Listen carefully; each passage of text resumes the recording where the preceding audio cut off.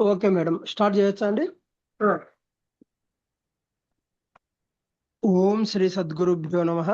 ఈరోజు 4వ తారీఖు నవంబర్ నెల 2025వ సంవత్సరం మంగళవారం.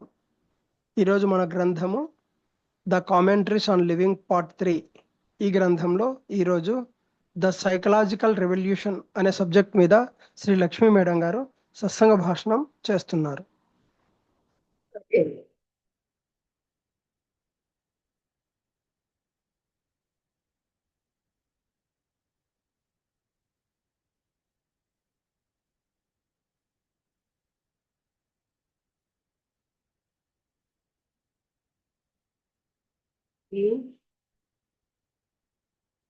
మానసికమైన విప్లవము.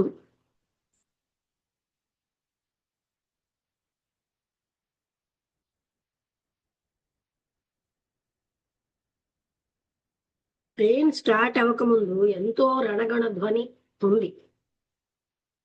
పొడుగ్గా ఉన్నటువంటి ఆ రైలు పెట్టెలు మనుషులతో నిండిపోయి పొగతో నిండిపోయి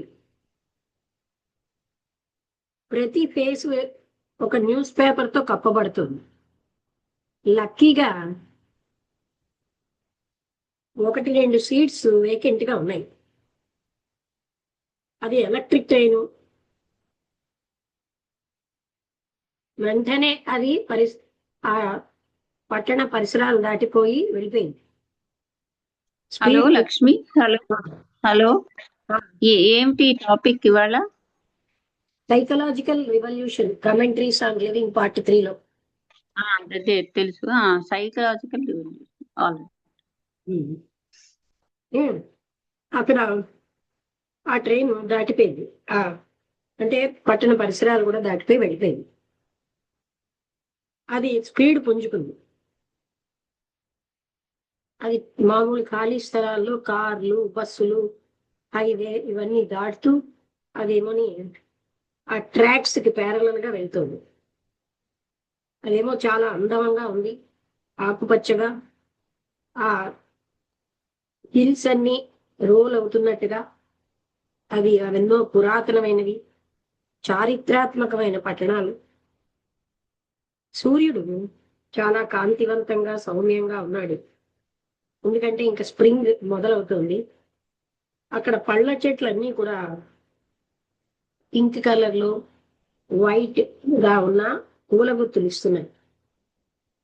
ఆ కంట్రీ సైడ్ అంతా కూడా ఆకుపచ్చగా ఫ్రెష్ గా యంగ్ గా ఉంది. దాని యొక్క లేత ఆకులు మెరుస్తున్నాయి అన్నమాట, సూర్యకాంతిలో మెరుస్తూ డాన్స్ చేస్తున్నట్టుగా ఉన్నాయి. ఇది చాలా స్వర్గం ఉన్నంత ఆనందమైన రోజు. కానీ ఆ రైల్వే క్యారేజ్ మాత్రం అలసిపోయిన ప్రజలతో నిండిపోయి ఉంది. గాలి థిక్గా టొబాకో స్మోక్ తోటి నిండిపోయింది. ఒక చిన్నమ్మాయి వాళ్ళ అమ్మ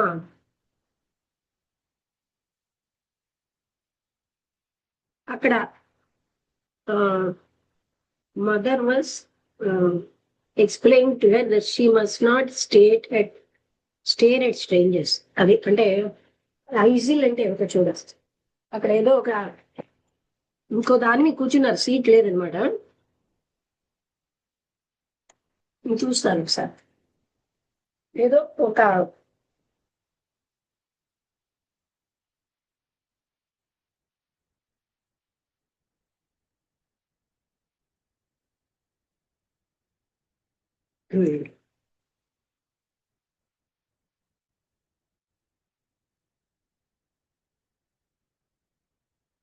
ఏదో ఒక చిన్న సీట్ లాంటిది, అంటే సీట్ కాకపోయినా ఎక్కడో అలా వేడిగా ఉన్నదాన్ని కూర్చున్నారు వాళ్ళు ఇద్దరును. తల్లి చెప్తోంది, నువ్వు కొత్త వాళ్ళని అలా కళ్ళప్పగించి చూడకూడదు, స్టేర్ చేయకూడదు అని చెప్తోంది అనమాట.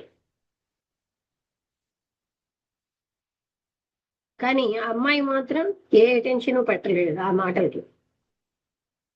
ఆ అమ్మాయి నా వైపు చూసి, మేము ఒకరిని చూసి ఒకరు నవ్వుకున్నాం, అంటే చిరునవ్వు నవ్వేది.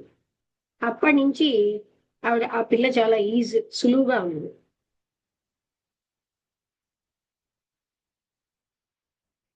ఆ మధ్య మధ్యలో చూస్తోంది నా వైపు, తన వైపు చూస్తున్నావా అని. మా కళ్ళు కలిసినప్పుడు మేము ఇద్దరం చిరునవ్వు నవ్వుతున్నాం. ప్రెసెంట్ గా ఇప్పుడు ఆ అమ్మాయి నిద్రపోయింది.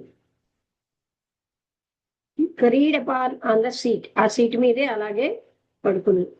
ఆయన అంటే అది అంటే సీట్ మీద తలపెట్టి అలా. Mother covered hair with a coat, ఒక కోట్ తోటి తల్లి కవర్ చేసింది.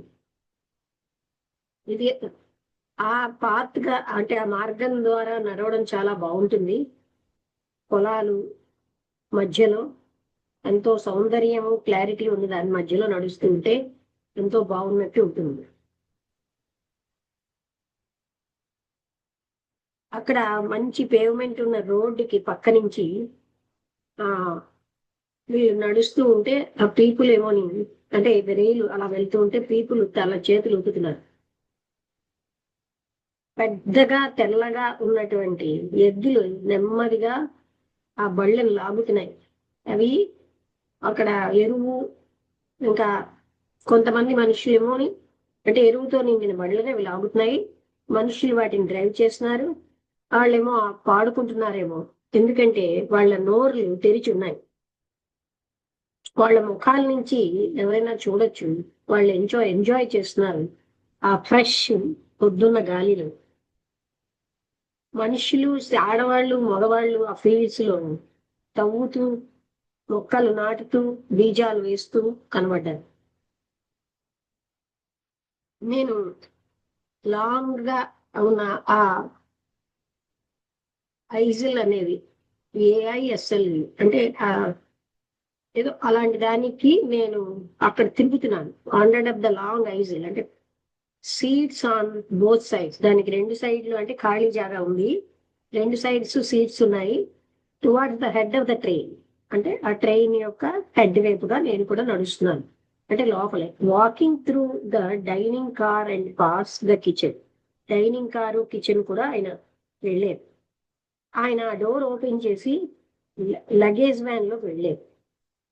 ఆయన ఎవరు స్టాప్ చేయలేదు. ఎన్నో లగేజ్ పీసెస్ నీట్ గా అరేంజ్ చేయబడ్డాయి ర్యాక్స్ లో. వాటి లేబెల్స్ ఎగురుతున్నాయి. నేను ఇంకొక డోర్ ద్వారా వెళ్ళాను. అక్కడ ఇద్దరు ఇంజిన్ డ్రైవర్స్ ఉన్నారు. కంప్లీట్ గా విండోస్ వాళ్ళ చుట్టూరా లార్జ్ గా విశాలంగా ఉన్నవి.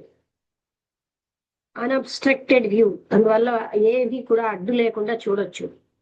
ఆ సౌందర్యమైనటువంటి ఆ రోడ్, రైలు వెళ్తూ ఉంటే అవన్నీ చూడొచ్చు. ఒక వ్యక్తి manipulating the handle which control the current.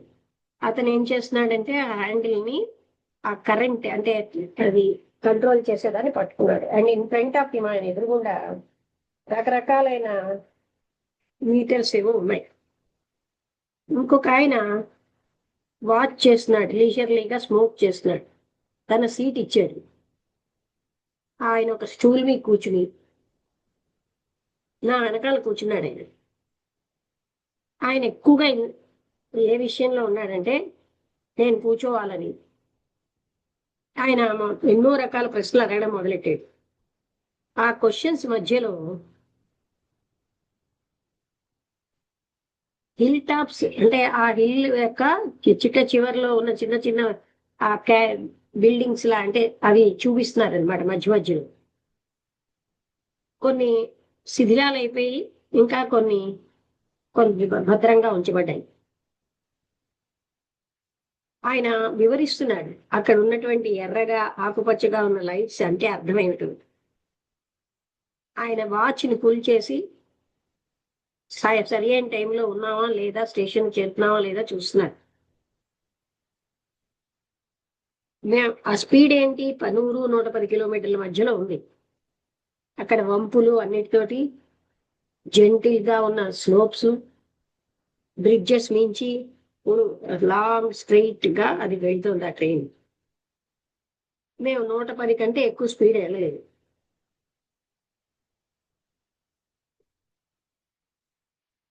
అంటే if you got of at the station, మీరు ఆ స్టేషన్ లో దిగిపోతే అక్కడి నుంచి ఇంకో ట్రైన్ తీసుకుంటారు అని అన్నారు.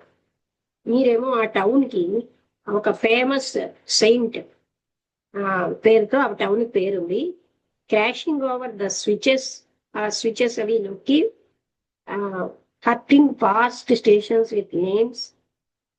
హట్లింగ్ అంటే వాటిని దాటిపోతూ చిన్న చిన్న స్టేషన్స్ ని పేర్లతోటి చివరికి యాన్షియంట్ డేస్ అంటే పాత రోజులకి came down from ancient days, అవి పాత రోజుల్లో ఉన్నవన్నిటి నుంచి దాటిపోయి వచ్చాం. ఇప్పుడు మేము ఈ ట్రైన్ ఒక నీలంగా మంచుతో ఉన్న ఒక చెరువు అది అంటే దాని నుంచి వెళ్తోంది. అక్కడ టౌన్స్ ఆ చెరువుకి రెండో సైడ్ పట్టణాలు ఉన్నాయి.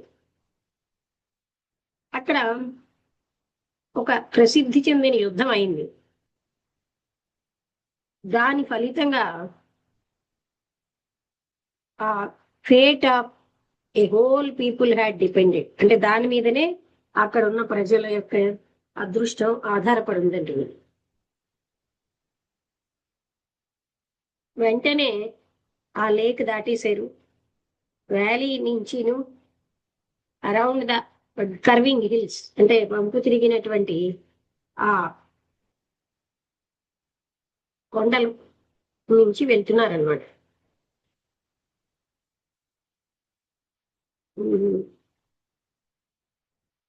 we left behind us olive cypress అనే అవన్నీ ఆ చెట్లు అవన్నీ దాటిపోయి వాళ్ళు వచ్చారు.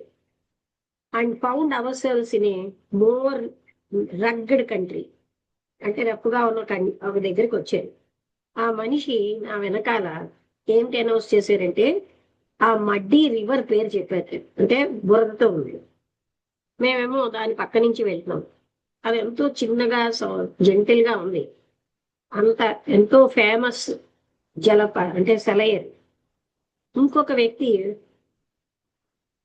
ఆయన తన చేతిని ఎక్కడ దీని మీద పెట్టాడో అక్కడి నుంచి తీసేసి 1-2 సార్లు 2.5 hour జర్నీ, 2.5 గంటల journey, apologised on behalf of them though for not being able to speak. నేను మాట్లాడలేకపోతున్నాం, మీరేం అనుకోకండి అని చెప్తున్నారు. అంటే ఇంగ్లీష్ మాట్లాడలేకపోతున్నాం. కానీ వాట్ డస్ ఇట్ మ్యాటర్, దాంట్లో ఏముంది అని అతను అన్నాడు. Since you understand our beautiful language, మీరు మా భాషను మీరు అర్థం చేసుకుంటున్నారు కదా. వీఆర్ కమింగ్ నౌ టు మనం ఇప్పుడు ఏమోని ఆ టౌన్ యొక్క బయటకు వచ్చేసాం, అవుట్స్కట్స్ కి. ఆ నీలాకాశం అన్నది ఆ స్మోక్ తో నిండిపోయింది. మాలో చాలా మంది ఆ చిన్న రూమ్ లో బ్యూటిఫుల్ లేక్ ని పట్టించుకోవటం లేదు. అది ఎంతో క్వైట్ గా, బర్డ్స్ అనేవి చాలా ప్లెజెంట్ గా సౌండ్ చేస్తున్నాయి. ఆ గ్రూప్ లో ఒక పెద్ద వ్యక్తి ఉన్నారు, అంటే ఇంకొక కండిషన్ కాబట్టి ఫుల్ ఆఫ్ హెల్త్. ఆయన ఆరోగ్యంగా శక్తితో ఉన్నాడు. షార్ప్ గా జెంటిల్ గా ఉన్న కళ్ళు, నెమ్మదిగా సౌమ్యంగా ఉన్న భాష.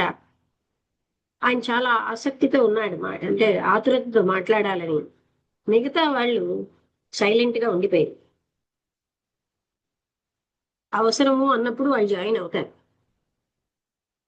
నేను చాలా సంవత్సరాలు రాజకీయాల్లో ఉన్నాను. నేను ఏదైతే జెన్యున్ గా ఆలోచించానో దానికోసం పనిచేశాను, ప్రజల మంచి కోసం. దాని అర్థం నేను పవర్ కోరుకున్నానని అనేది, ఆ పవర్ నేమి నేను వెతుక్కోలేదు, పొజిషన్ నేమి, అంటే ఆ రెండింటి కోసం కాదని. అయితే నేను దాన్ని కూడా అన్వేషించాను. I fought others for it, ఇతరులకి అది రావాలని నేను చూశాను. మీకు తెలిసింది కదా, ఐ హ్యావ్ అచీవ్డ్ ఇట్, నేను అది సంపాదించాను. నేను చాలా సంవత్సరాల కిందట మిమ్మల్ని విన్నాను. మీరు చెప్పినవి కొన్ని నన్ను హిట్ చేసాయి, కొట్టినట్టే. మీ మొత్తం అంతా కూడా జీవితం పట్ల మీరు చెప్పే విషయాలని నాకే ఓన్లీ ఆ మొమెంటరీ ఫర్ మీ, నాకు ఎలా అనిపించిందంటే తాత్కాలికమైన ఇంట్రెస్ట్ అనిపించింది. ఇట్ నెవర్ టుక్ డీప్ రీట్, అంత లోతుగా నాలోకి వెళ్ళలేదు. ఏదైనా ఈ పాసింగ్ అంటే ఈ సంవత్సరాల కాలం గడిచిపోయింది, ఎంతో సంఘర్షణ బాధతో నాలో ఏదో పరిపక్వత వస్తుంది. ఈ మధ్యనే మళ్ళీ మీ లెక్చర్స్ నేను అటెండ్ అయ్యాను, డిస్కషన్స్ నేను నాకు అవకాశం ఉన్నప్పుడల్లా. ఇప్పుడు నేను పూర్తిగా గ్రహించాను ఏంటంటే, మీరేం చెప్తున్నారో అది మన కన్ఫ్యూజింగ్ డిఫికల్టీస్ అన్నిటి నుంచి మార్గం బయటికి రావడానికి. నేను యూరోపు, అమెరికా ఇవన్నీ తిరిగాను, రష్యా కూడా వెళ్ళాను. కొంత ఏదో ఒక సొల్యూషన్. నేను ఒక యాక్టివ్ వర్కర్ని కమ్యూనిస్ట్ పార్టీలో. ఒక మంచి సీరియస్ ఉద్దేశ్యం అనేది cooperated with the religious political, అంటే మతపరమైన రాజకీయమైన నాయకులతో కూడా నేను కలిసి కోఆపరేట్ అంటే వాళ్ళకి సహాయం చేసేది. కానీ ఇప్పుడు నేను అన్నీ వదిలేసేది. ఇదంతా నాకు అంటే దోషంగా అనిపించింది. అంటే అందులో ఎన్నో మలినాలతో, అండ్ అది అంత ఫలితం ఏం లేదు, లాభదాయకం కాదు, అంటే అంత ఫలితం ఏం పెద్దగా లేదనిపించింది. దో ఇన్ సర్టన్ డైరెక్షన్స్, కొన్ని డైరెక్షన్స్ లో మంచి ప్రోగ్రెస్ ఉన్నా అంత నాకు అంటే ఎఫెక్ట్ గా అనిపించలేదు. Having thought a great deal, చాలా కాలం నేను ఆలోచించాక ఈ విషయాలన్నీ నేను మళ్ళీ ఇదంతటిని ఫ్రెష్ గా పరీక్షించదలుచుకున్నాను.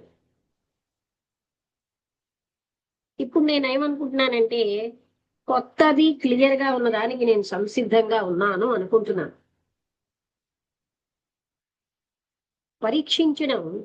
పరీక్షించాలంటే మనిషి ఎప్పుడు కూడా ముగింపులతో మొదలెట్టకూడదు. అలాగే with a party loyalty or a bias, అంటే రెండు రకాలైన అభిప్రాయాలతో పార్టీకి విశ్వాసపాత్రంగా ఉంటూ అలాంటి వాటితో మొదలెట్టకూడదు. అక్కడ ఏ రకమైన కోరిక సక్సెస్ కోసం ఉండకూడదు. అలాగే ఇమీడియట్ యాక్షన్ కోసం డిమాండ్ ఉండకూడదు. అంటే ఇలా చెప్పగానే అది వెంటనే అన్నట్టుగా అలా ఉండకూడదు. ఎవరైనా ఇలాంటి విషయాల్లో ఉంటే నిజంగా పరీక్షించడం అన్నది అసంభవం, సంపూర్ణంగా అసంభవమే. అంటే ఇలాంటి వాటితో నిండుంటే వెంటనే జవాబు చెప్పేద్దామని, అలాగే నేనే జయం పొందాలని, అలాంటప్పుడు పరీక్షించడం అన్నది అసంభవం. ఫ్రెష్ గా పరీక్షించాలంటే మొత్తం ఇష్యూ అంతటిని, మన ఉనికి అనేది, మైండ్ అనేది ఎప్పుడు కూడా క్లీన్ గా, వ్యక్తిగతమైన మోటివ్స్ ఏమీ లేకుండా, ఏ రకమైన ఫ్రస్ట్రేషన్స్ లేకుండా, ఏ రకమైన అన్వేషణ పవర్ కోసం లేకుండా, తన కోసమో ఇతరుల గ్రూప్ కోసం పవర్ అయినా రెండు ఒకటే, అప్పుడు మాత్రమే పరీక్షించడం సంభవం. దయచేసి నన్ను పిలవకండి. That is the only way to examine. అదొక్కటే మార్గం అవగాహన పరీక్షించడానికి, అవగాహన చేసుకోవడానికి. నేను దానికి సమర్థుడినో కాదో అది నాకు తెలియదు, కానీ అంటే నేను అలా చేస్తున్నానో లేదో నాకు తెలియదు అని. అంటే సమర్థత అన్నది డైరెక్ట్ గాను వెంటనే అప్లై చేయడం వల్లే వస్తుంది.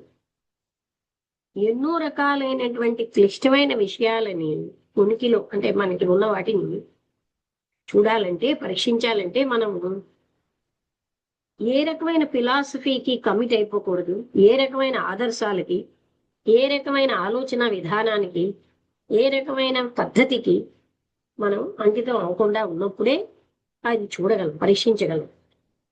ఏదైనా అవగాహన చేసుకునే సమర్థత సమయానికి సంబంధించింది కాదు, అది ఇమీడియట్ గానే జరుగుతుంది. అంతేగాని కొన్నాళ్ళు అయ్యాక అర్థమవుతుంది అన్నది ఉండదు. నేను ఏదైనా విషపూరితంగా ఉందని తెలుసుకున్నప్పుడు దాన్ని వదిలేయడం సమస్య కాదు కదా, దాన్ని నేను టచ్ చేయను.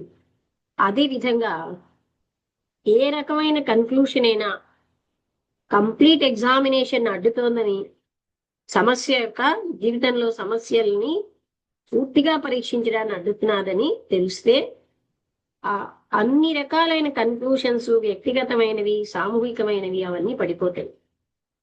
నేనేమి సంఘర్షణ చేయక్కర్లేదు స్వేచ్ఛగా ఉండడానికి. అంటే అవి మనల్ని నిజంగా పరీక్షించడానికి అడ్డుతున్నాయంటే అవి మరి డ్రాప్ అయిపోతాయి. అవి డ్రాప్ అవ్వాలని మనమేం పెద్దగా ప్రయత్నించక్కర్లే. కానీ అవును, ఒక క్లియర్ స్టేట్మెంట్, అది ఒక ఫ్యాక్ట్ కోసం చెప్పే స్టేట్మెంట్ ఫ్యాక్ట్ కాదు. నిజంగా మనం కన్క్లూషన్స్ నుంచి ఫ్రీ అవ్వాలన్నది అది వేరే విషయం. మనం ఒకసారి ఏ రకమైనటువంటి భేదాభిప్రాయాలు అవి మనని కంప్లీట్ ఎగ్జామినేషన్ నుంచి అడ్డుతున్నాయని గ్రహించగలిగితే మనం ఏ రకమైన భిన్నాభిప్రాయాలు అంటే లేకుండా చూస్తాం. కానీ అలవాటు ప్రకారం మైండ్ ఎప్పుడు కూడా పడిపోతూనే ఉంటుంది అథారిటీ మీద. అలాగే లోపల లోపల పాతుకుపోయిన సాంప్రదాయం, ఈ ఈ టెండెన్సీస్ అన్నీ కూడా మనం ఎరుకతో ఉంటే ఆ ఎగ్జామినేషన్ అనేటటువంటి ఆ పద్ధతిలో ఇవి మనకి లోపలికి చొరబడవు. అది కూడా అవసరమే. ఈ రకమైన అవగాహనతో మనం ప్రొసీడ్ అవుదామా అని అడిగారు. అయితే ఆయన ఏమడిగారంటే, మనిషికి మౌలికమైన అవసరం ఏమిటి? ఆహారం, బట్టలు, షెల్టర్ అంటే ఆశ్రయం. ఈ బేసిక్ అంటే మౌలికమైన ఈ అవసరాలకి సమానమైన విధంగా అందరికీ సమానంగా రావాలన్నది ఒక సమస్య. ఎందుకంటే మనిషి సహజంగానే లోభంతో ఉంటాడు, తాను వేరుగా ఉంటూ ఉంటాడు. మీ ఉద్దేశం ఏంటి? ఆయనని ఎంకరేజ్ చేయబడుతున్నాడు, సొసైటీ చేత ఆయన ఆ విధంగా ఎడ్యుకేట్ చేయబడుతున్నాడు. ఆయన ఎలా ఉన్నాడో అదే అని అలాగే ఉండమని ఇప్పుడు అని ప్రశ్నిస్తున్నారు. కానీ ఇప్పుడు ఇంకొక రకమైన సొసైటీ, అదేంటంటే చట్టాలతోటి ఇంకొక రకమైన కంపల్షన్స్ ఆయన్ని ఫోర్స్ చేస్తున్నాయి. గ్రీడీగా ఉండొద్దని, స్పెషల్గా ఉండొద్దని. ఇది కూడా కౌంటర్ రియాక్షన్ ఇస్తుంది, అంటే మరో వ్యతిరేకమైన దిశలో. అందుకని ఒక సంఘర్షణ వ్యక్తికి ఆదర్శాలు అంటే మన స్టేట్ చేత ఎస్టాబ్లిష్ అయినటువంటి ఆదర్శాలకి మధ్యలో, ఒక పవర్ఫుల్ రిలీజియస్ పొలిటికల్ గ్రూప్కి మధ్యలో సంఘర్షణ ఉంటుంది. అందుకని సమానమైనటువంటి అందరికీ సమానంగా డిస్ట్రిబ్యూషన్ ఆహారం పంచడం అన్నది, అలాగే ఆహారము, బట్టలు, ఆశ్రయము అందరికీ సరిగ్గా ఉండడం ఒక చాలా సంపూర్ణంగా వేరే రకమైనటువంటి సామాజికమైన అంటే కైండ్ ఆఫ్ సోషల్ ఆర్గనైజేషన్ అవసరం కాదా అన్నారు. అంటే అందరికీ ఈక్వల్ గా ఆహారము, బట్టలు, షెల్టరు ఇవన్నీ ఉండడం, ఇవి ఒక ప్రత్యేకంగా ఉండేటటువంటి ఒక సోషల్ ఆర్గనైజేషన్ అవసరం కాదా అన్నారు. సెపరేట్ గా ఉన్న కంట్రీస్ అన్ని వాటి యొక్క గవర్నమెంట్స్ పవరు ఇవన్నీ blocks and conflicting economic structure ని బ్లాక్ చేసి అవి సంఘర్షణతో నింపేస్తున్నాయి. ఆ విధంగానే క్యాస్ట్ సిస్టము, ఆ సంస్థాపమైన మతాలు అలాగే ఉన్నాయి. ప్రతిదీ కూడా దాని మార్గాల్ని దాని మార్గమే రైట్ అని చెప్తాయి. ఇవన్నీ కూడా ఆగిపోయినప్పుడే, ఇవన్నీ లేనప్పుడే, అంటే అర్థం ఏంటి? ఈ మొత్తం ఇలా మనకు ఒకదాని వంశపారంపర్యంగా వస్తున్నటువంటి అథారిటరీ యాటిట్యూడ్ అన్నది జీవితం పట్ల అంతం అవ్వాలి. నేను అనుకుంటున్నాను అదే నిజమైనటువంటి విప్లవం అనుకుంటున్నాను. అవును, అంటే ఇది ఒక సంపూర్ణమైనటువంటి మానసికమైన విప్లవం. అలాంటి విప్లవం అన్నది అవసరమే. ఒకవేళ మనిషి ప్రపంచం అంతా కూడా బేసిక్ అంటే మౌలికమైన భౌతికమైన అవసరాలు అంటే through out the world is not to be in want, అంటే అవి అన్ని లేకుండా అందరికీ రావాలంటే మానసికమైన విప్లవం అన్నది అవసరమే. భూమి అన్నది మనదే. అదేమో ఇంగ్లీష్ భూమి, రష్యన్ భూమి, అమెరికా భూమి అని ఉండదు. లేకపోతే ఆదర్శవంతమైన గ్రూప్స్ కి అదేం చెందదు. మనందరం మానవులం. హిందూస్వి, బుద్ధిస్టులని, చైనీస్ కాదు, క్రిస్టియన్స్, ముస్లిమ్స్ కావు. ఈ డివిజన్స్ అన్ని పోవాలి. అంటే ఈ మధ్య వచ్చిన డివిజన్స్ కూడా కమ్యూనిస్టు, మనం సంపూర్ణంగా వేరే రకమైనటువంటి ఆర్థికమైనటువంటి సాంఘికమైన నిర్మాణం చేయాలంటే ఈ తేడాలన్నీ పోవాలి. అది మీతో నాతోటే మొదలవ్వాలి. అయితే నేను పొలిటికల్ గా పనిచేసి అలాంటి విప్లవాన్ని తేగలనా?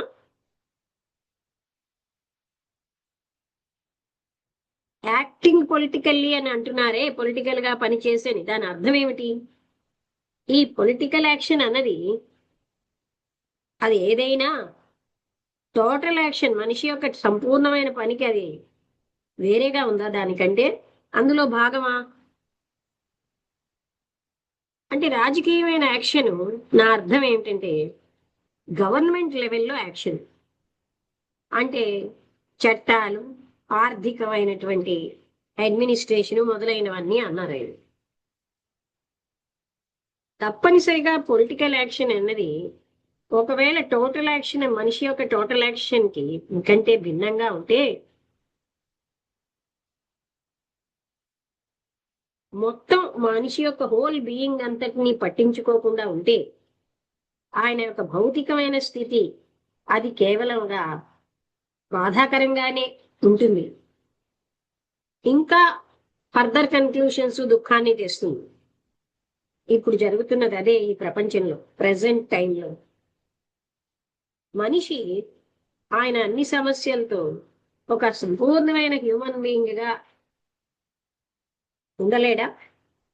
లేకపోతే పొలిటికల్ ఎంటిటీతో సెపరేటెడ్ ఫ్రమ్ హిస్ సైకలాజికల్, మానసికమైన దాంతో సెపరేట్ అవుతూ ఆధ్యాత్మికమైన స్థితిని, అంటే ఇక్కడ cannot man with all his problems, మనిషి తన అన్ని సమస్యలతో ఒక సంపూర్ణమైన హ్యూమన్ బీయింగ్ గా యాక్ట్ చేయలేడా?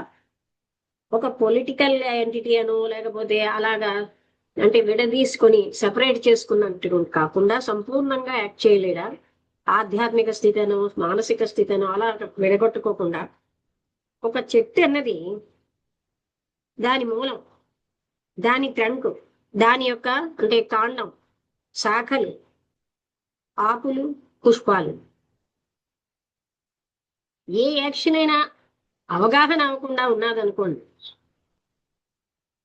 ఎనీ యాక్షన్ అది సంపూర్ణంగా ఉన్నా అది తప్పనిసరిగా దుఃఖానికే దారితీస్తుంది.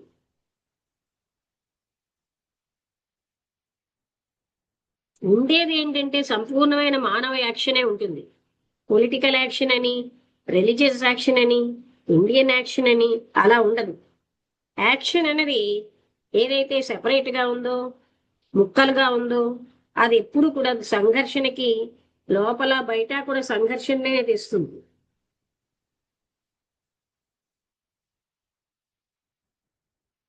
అంటే మీ ఉద్దేశ్యం పొలిటికల్ యాక్షన్ అసంభవమా అనా? కాదు.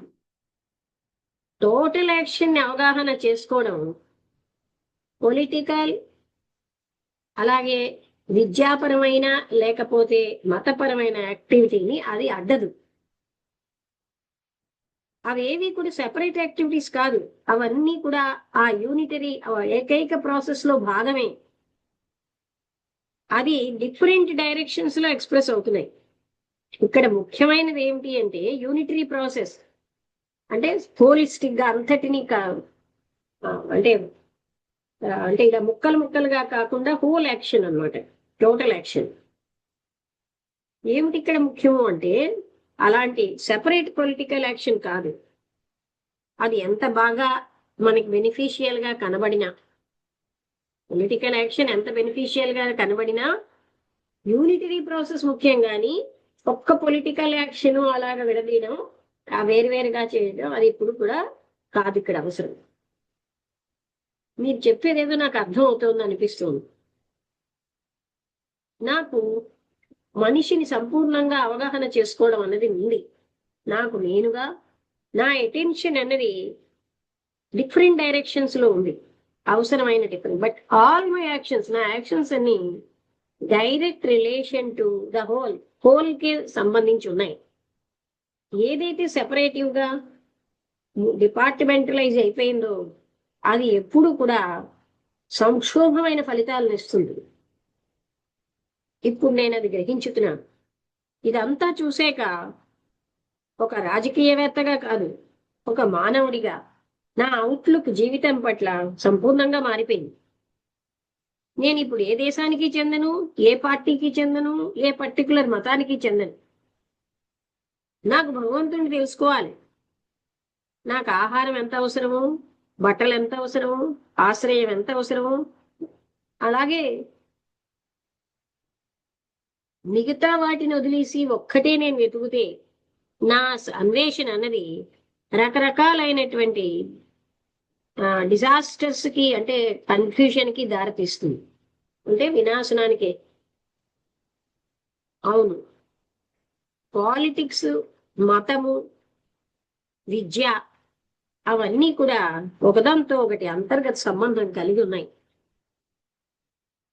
ఇప్పుడు నేను ఒక పొలిటీషియన్ కాదు, ఒక పొలిటికల్ అభిప్రాయాలు నాకు యాక్షన్ లో ఉన్న వ్యక్తిని నేను కాను. ఒక మానవుడిగా, ఒక కమ్యూనిస్ట్ గా, హిందూగా, క్రిస్టియన్ గా కాకుండా నా కొడుకుని నేను చదివించదలుచుకుంటున్నాను. ఈ సమస్యను మనం చూద్దామా? సమైక్యమైన జీవితం యాక్షన్ అన్నదే ఎడ్యుకేషన్. ఈ ఇంటిగ్రేషన్ లేదా సమైక్యత అనేది అది అనుకరణ ద్వారా, ఓ పద్ధతిని అనుకరించడం వల్ల రాదు. తాను అనుకున్న పద్ధతి అవ్వచ్చు, లేదా ఇంకొకరి పద్ధతి అవ్వచ్చు. అది ఎప్పుడు కూడా అవగాహనతోటి. మన మీద ఎన్నో రకాలైన ఇన్ఫ్లుయెన్సెస్ మన మనస్సు మీద ఉన్నవి, వాటిని మనం అవగాహన చేసుకోవాలి. ప్రతి నిమిషం ఎరుకతో, వాటితో బంధించబడకుండా. పేరెంట్స్, తల్లిదండ్రులు, సొసైటీ అవి పిల్లాడిని కండిషన్ చేసేస్తున్నాయి. వాళ్ళ సూచనలు, సలహాలతో సూక్ష్మతరమైన, వాళ్ళ లోపల ఎక్స్ప్రెస్ చేయలేనటువంటి కోరికలు, కంపల్షన్స్, నిరంతరాయమైన కొన్ని సిద్ధాంతాలను రిపీటెడ్ గా నొక్కి చెప్తూ, నమ్మకాలను చెప్తూ పిల్లలకి ఈ విధంగా ఏంటవుతున్నాయంటే అనుకరించేటట్టు చేస్తున్నారు. నిజంగా చైల్డ్కి హెల్ప్ చేయాలంటే ఈ ఇన్ఫ్లుయెన్సెస్ అన్నిటి మీద అవేర్నెస్ తీసుకురావాలి. వాళ్ళకి ఆంతరంగికమైన, మానసికమైన ప్రాముఖ్యతతో, గుర్తింపుతో ఆయనకు సహాయం